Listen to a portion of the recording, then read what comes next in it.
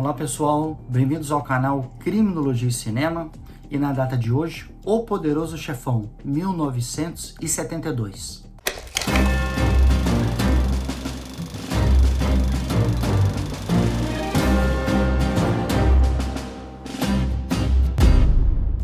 A saga da família Corleone, os negócios de família, a sua sucessão e toda uma espiral de violência será tratada nesse clássico de Francis Ford Coppola, baseado na obra de Mario Puzo. I believe in America. America has made my fortune. And I raised my daughter in the American fashion. I gave her freedom, but I taught her never to dishonor her family. She found a boyfriend, and an Italian. She went to the movies with him. She stayed out late. I didn't protest. 2 months ago, he took her for a drive with another boyfriend. They made her drink whiskey, and then they tried to take advantage of her. She resisted. She kept her honor. So they beat her like an animal. When I went to the hospital, her nose was broken. Her jaw was shattered, held together by wire. O Poderoso Chefão, tal qual Os Bons Companheiros, Os Intocáveis, O Irlandês e tantos outros, giram em torno da imigração de italianos para os Estados Unidos, o crescimento das cidades americanas, por exemplo, Chicago ou Nova York, nesse caso da família Corleone em Nova York, mas em Chicago, por exemplo, teremos Al Capone e tantos outros filmes, e todos esses negócios de família que daí se desenvolveram. A lei seca norte-americana é um caldo, é um ingrediente dos mais importantes nesse aspecto, e toda a subcultura dos italianos, com suas características, a sua língua, a sua comida e a sua forma de ser, a sua ética.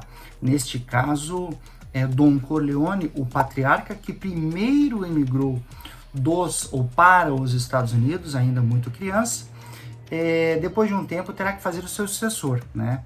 Don Corleone, já idoso, sofre um atentado e é necessário que os negócios da família sejam transferidos para um de seus filhos. Sonny, o mais velho, é certamente aquele que todos pensam inicialmente, mas por circunstâncias do destino, Sonny não poderá assumir os negócios e também, é importante que se diga, era extremamente nervoso, impetuoso e refletia muito pouco sobre suas ações. Teremos Michael, que é quem de fato assumirá os negócios. Michael é uma espécie de college boy, aquele talhado para os estudos e não para assumir os negócios da máfia e da família.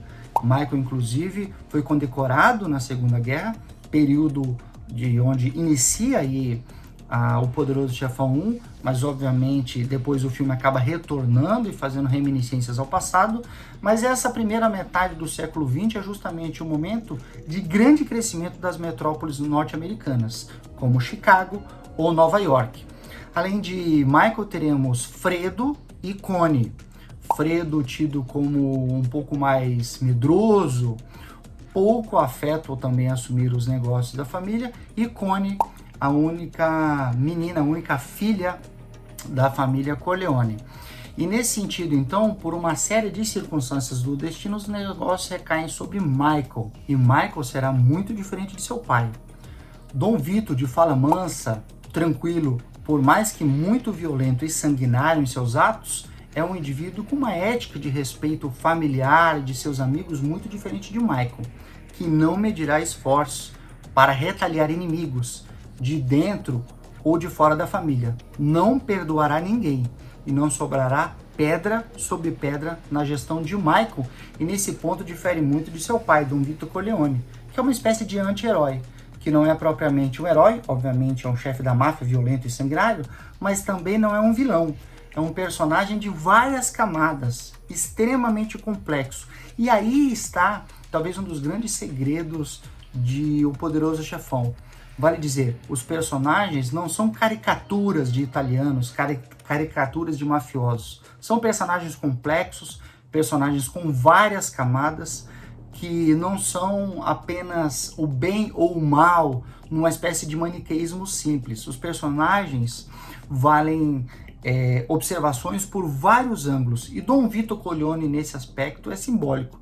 É um verdadeiro anti-herói, assim como Alex Delarge ou Joaquim Phoenix lá no Coringa. Agora, Michael será diferente. Michael é frio, Michael é calculista e Michael assassinará todos que atravessarem o seu caminho. A cena inicial de Poderoso Chefão 1, porque obviamente trata-se de uma trilogia, né? Temos o 1, 2 e o 3. O 3 muito criticado pela atuação de Sofia Coppola, a filha de Francis Ford Coppola, mas todos geniais. Mas a cena inicial dá conta dessa ética de Dom Vito Corleone. Vale dizer, durante o casamento da filha, ele recebe um convidado italiano, um conterrâneo seu da Itália, que necessita de um favor e pedirá o favor a Dom Corleone. E nesse sentido, Dom Corleone responderá com a sua ética, né? Ele entende que a forma pela qual Bonacera fez o pedido a ele, que sua filha havia sido espancada por jovens americanos, e Bonacera não estava satisfeito com a resposta que a justiça americana deu ao caso, Dom Corleone lhe dá uma lição de moral e depois explica como isso deve ser feito, ou como ele deve ser respeitado como padrinho. E dali então é possível ver como Dom Corleone expande os seus tentáculos por todos os locais. Todos aqueles que lhe pediram um favor, talvez um dia terão que devolver esse favor que foi feito. That I cannot do. I'll give you anything you ask. We've known each other many years, but this is the first time you ever came to me for counsel or for help. I can't remember the last time that you invited me to your house for a cup of coffee. Even though my wife is godmother to your only child. But let's be frank, you never wanted my friendship. And you were afraid to be in my debt. I didn't want to get into trouble. O Poderoso Chefão, Os Intocáveis ou Os Bons Companheiros, todos eles tratam dessa questão das imigrações nas metrópoles americanas. Nova York e Chicago são simbólicas nesse aspecto, e todos mostrarão de algum modo, sobre alguma camada, sobre algum ângulo, o crescimento da máfia nos Estados Unidos, os seus crimes, toda a sua violência e toda a sua ética. É uma espécie de arquétipo da máfia que tem o seu valor porque foge, como dissemos, de caricaturas de mafiosos. Então vale dizer, são personagens com várias camadas. Percebam muito o apego à família, as suas características culturais. É interessante mencionar também que no Poderoso Chefão há uma figura que sempre circula pelas festas, um cantor muito famoso, que muitos dizem que no filme de Poderoso Chefão faz remissão a Frank Sinatra e suas relações com a máfia. E nesse sentido, então, Dom Vito Corleone tem todo um jogo de extorsões, jogos ilegais, a questão do álcool e crimes em geral praticados para sustentar o seu império. E basicamente essa ideia do império, da máfia e de todos os seus crimes que vai permear a obra tanto da primeira, quanto da segunda, quanto da terceira, se inicialmente com Dom Vito Corleone, depois com Michael à frente dos negócios, inclusive expandindo seus negócios para Cuba no momento da Revolução Cubana, e nesse sentido o filme é dos mais interessantes para mostrar toda essa ideia dessas comunidades que cresceram nos Estados Unidos, no caso a Little Italy, esse pedaço da Itália dentro de Nova York, mas podemos falar dos imigrantes latinos, irlandeses, Chinatown e os chineses, e tudo isso formou esse caldo cultural dos Estados Unidos, das metrópoles na primeira metade do século XX. Na criminologia, o Poderoso Chefão e todas as suas relações e crescimento para a obtenção, crescimento pessoal e financeiro para a obtenção do seu sonho americano, pode ser visto sob dois aspectos na criminologia: a teoria das subculturas criminais, subculturas delinquentes, e a teoria da anomia de Robert Merton. A primeira delas, a subcultura, vai fazer uma relação entre aquela delinquência realizada, por exemplo, uma delinquência juvenil, mas não só ela, por pessoas que têm afinidades culturais. Então temos os latinos, italianos, chineses, japoneses, coreanos, irlandeses, e todos eles vão ter características culturais muito próprias. Tal como, voltando novamente à Laranja Mecânica, tal como Alex e sua gangue, lá, os seus drugs, os italianos também terão sua língua própria, a sua alimentação, a sua forma de ser, de se portar, a sua ética individual. E essa subcultura convive com a cultura oficial. Então, para entendermos esse tipo de criminalidade em alguma medida, é importante que compreendamos a subcultura desse grupo. E nesse sentido, é simbólico o filme e toda a sua forma de ser e de se portar, principalmente desses primeiros imigrantes que vieram e mantiveram com muita avidez as suas tradições que trouxeram de seus países, no caso o sul da Itália, aqui a Sicília. Ao lado disso, nós podemos falar sobre a teoria da anomia, mais precisamente em Robert Merton, que vai delimitar a ideia de que nós temos fins sociais e fins culturais e uma estrutura social. E esses fins culturais serão atingidos ou não a depender da estrutura social para obtê-lo. Vale dizer, nós temos o American Dream, que vai correlacionar o sucesso, a felicidade, ou aqueles que são bem-aventurados, são aqueles que enriqueceram, são aqueles que trabalharam e conseguiram atingir o ápice do ponto de vista econômico-financeiro, e que também é o ápice social. E nesse sentido, podemos usar, ou as pessoas podem reagir a esse tipo de fim, a essa pressão anômica, de forma lícita, ou seja, trabalhando, ou de forma ilícita, né? De forma que ele possa encurtar essa estrutura social para que se atinja o fim. Em outras palavras, eu posso aceitar ou não a estrutura social. E a tipologia de Merton, vale dizer, a forma pela qual as pessoas vão reagir a esses fins culturais e essa estrutura social, vai delimitar eventualmente as condutas que serão desviantes ou não, ou em que medida serão desviantes. Ele vai vai definir uma tipologia dos inovadores, que são aqueles indivíduos que aceitam os fins, vale dizer, o American Dream, o sucesso, mas que rejeitam a estrutura. Então, de algum modo, eu vou atingir esse fim social, respeitando ou não essa estrutura. É óbvio que essa tipologia do inovador, que nós poderíamos encaixar Dom Vito Corleone nesse caso, que imigrou muito novo, chegou criança nos Estados Unidos, né? Não falava o inglês, teve toda uma dificuldade, veio após um trauma na Itália, que foi a morte de todos os seus familiares. Então, perceba, ele atingiu esses fins, se tornou o poderoso chefão, mas de forma tangenciar a estrutura social. E nesse sentido, o Dom Vito Corleone pode ser um inovador, sob o ponto de vista da teoria da anomia de Merton. O que não significa, é importante dizer, que os inovadores são criminosos, né? Eu posso descobrir uma fórmula, uma tecnologia, uma nova tecnologia, um novo remédio, um avião, enfim.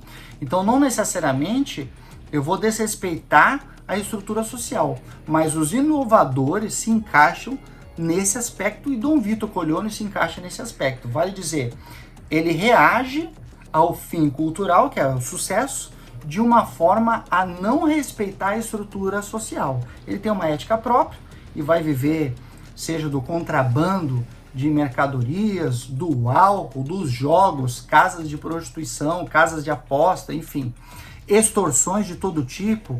E nesse sentido, então, essa saga da família Corleone acompanhará aí os seus sucessos e o seu infortúnio, né?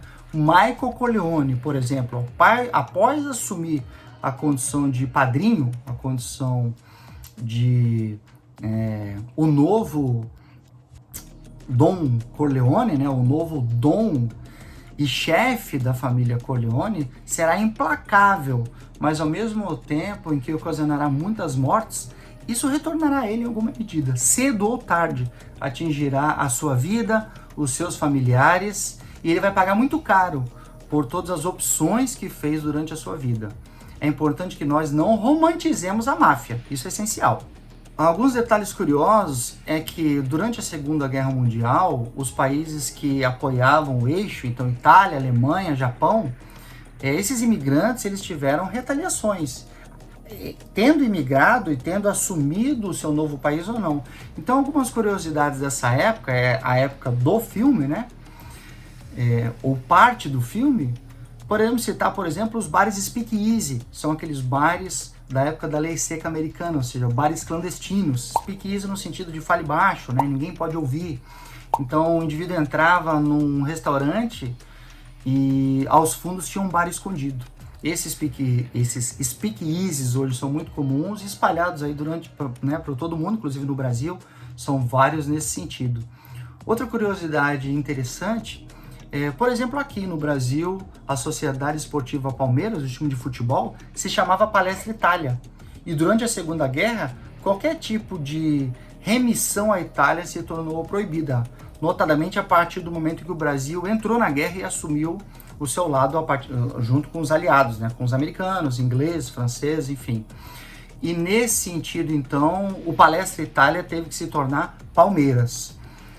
Além disso, temos várias outras curiosidades. Por exemplo, há uma passagem que Dom Vito Corleone, aquele mafioso tradicional, tem muita resistência a traficar drogas. O negócio dele é o jogo, não são as drogas. Enquanto seus filhos, ou um de seus filhos, o Sônia, o filho mais velho, já discorda e acha que seria uma boa ideia, porque é muito mais lucrativo.